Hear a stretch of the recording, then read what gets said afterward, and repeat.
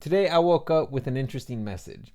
I tapped on the message and it was a message from my brother with a link.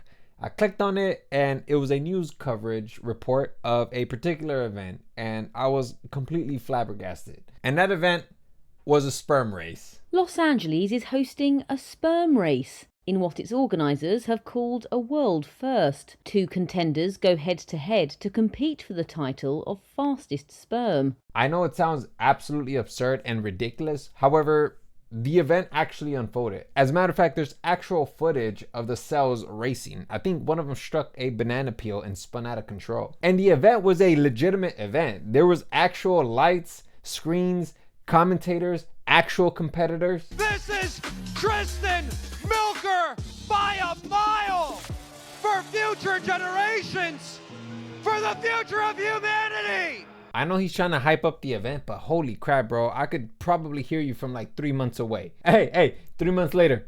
Hey, what's that noise? Nah. And apparently, I can't even believe this, but apparently there was investors and other people who were helping to pay the event. And the whole reason as to why they wanted to create this event was essentially to start a conversation about male fertility, because apparently there's a really low cell count, a sperm cell count in the United States. So they wanted to spark a conversation with this event. I want to build Olympics for sperm. Eric Zhu is one of the sperm racing organizers.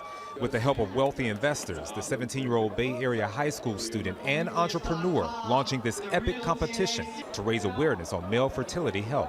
The general public doesn't talk about it because it's so taboo. It's always been associated with adult entertainment or something that's degenerate. What we want to do is we want to make it more of like a sport or a different type of entertainment, but more of like optimizing biomarkers. Okay, first off, man, no matter what you do, people are always going to be primed to think of something degenerate with this fluid, because unfortunately this fluid is often associated with the penis. And for centuries, this phallic shape has been considered exceptionally hilarious. I mean, all you really got to do is just take a look at the competitors. Tristan Milker, and you can see that he has a video where he's working out, but he has a big set of balls. So I can't help but think that this is nothing more than a meme, and I feel like more people are going to take this as like a meme, but you never really know how the masses are going to take it. But as you guys know, you guys are only going to be able to see only a limited amount of information, especially if the media is the one that's covering it.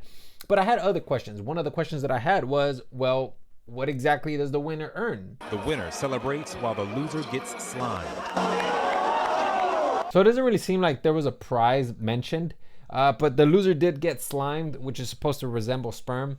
But I ended up going over to Tristan's page, and oddly enough, he took a picture with what appeared to be a trophy. A trophy in the shape of, yep, you guessed it, a gamete or a sperm cell. And you know what else, man? I really have to give it to them, because honestly, I don't know how, if I was chosen to be a part of this event, I don't know how I would be comfortable, you know, existing in public, especially knowing that my name is tied to an event such as this. I would feel embarrassed. But apparently these guys, both Tristan and I forgot the name of the Asher, both of these guys are just leaning into it, especially Tristan. When you go on his Instagram page, you could just see that he's going all out. He's creating video content on the whole subject matter. I've become a professional sperm racing athlete, and this is how I'm fertility maxing to beat UCLA. No gooning, no fast food, no alcohol, no smoking. Every single day I'm up at 6 a.m. to drink 2 liters of pineapple juice, 8 gallons of water, and I'm going to the gym to bring home that trophy. There's nothing that I'm not doing. He also did a Q&A as if people were really interested in asking him this question, but apparently people were asking, you know, how is it that this works? Which, by the way, I was also asking this question because I want to know what's the extraction process, or how is it that you separate these cells, or whatever the case is. But when he did this Q&A, I guess he had like a synopsis as to how this entire process works, so he kind of broke it down. Answering the most asked questions I get as a professional sperm racer. How does any of this work? That's a good question. First things first, we get the sample. You know how we get that.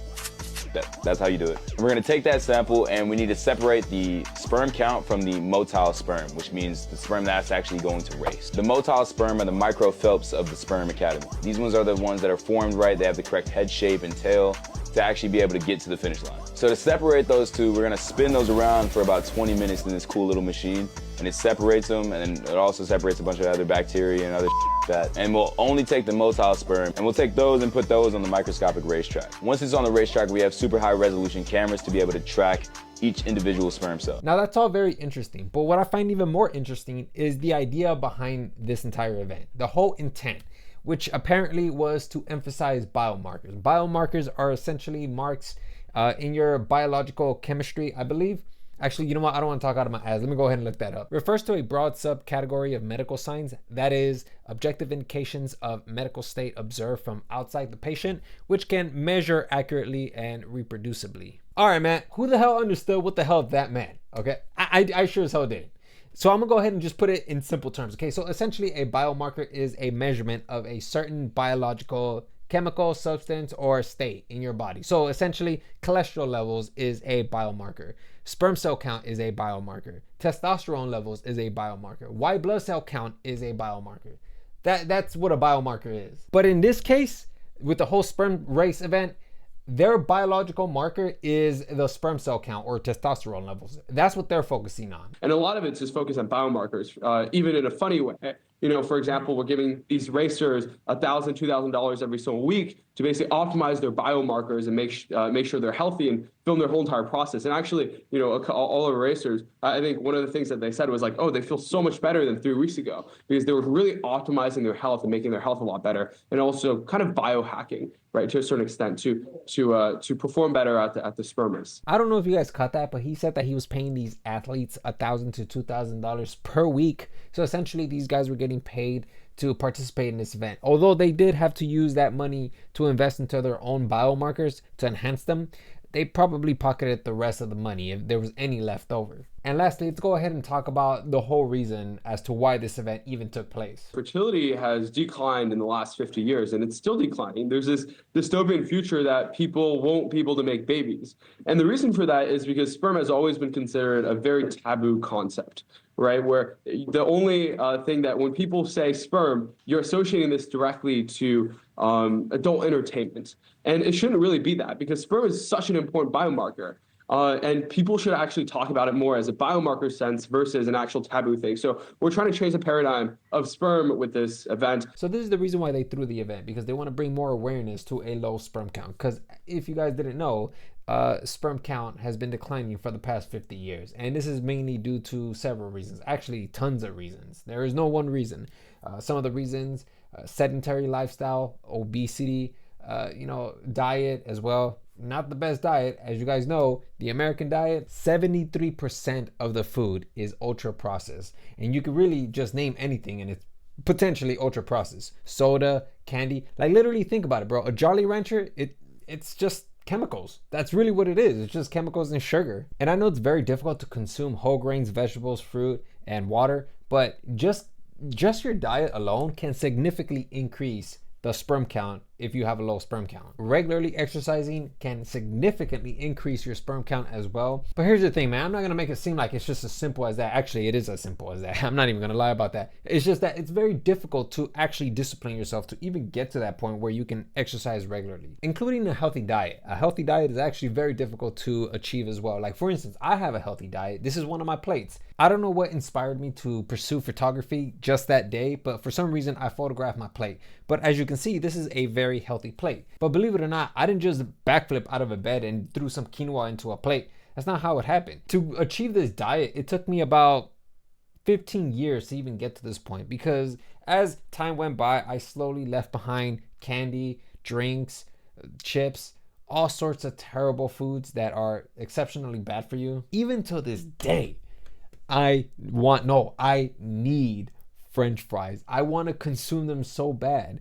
I was looking up to see whether air frying potatoes was bad for you. That's how much I want them. Dude, I went on Google and looked up French fries, images of French fries, just to feel something. And let me tell you something, it's not the same. I hugged my computer monitor because I needed a hug. I don't know, man. I feel like if this keeps up, I'm gonna lose whatever's left on my mind, and eventually I'm gonna end up stabbing someone with a French fry. Anyways, I'm gonna go ahead and end it there. That's really all I have for you guys, and I'll see you guys next video.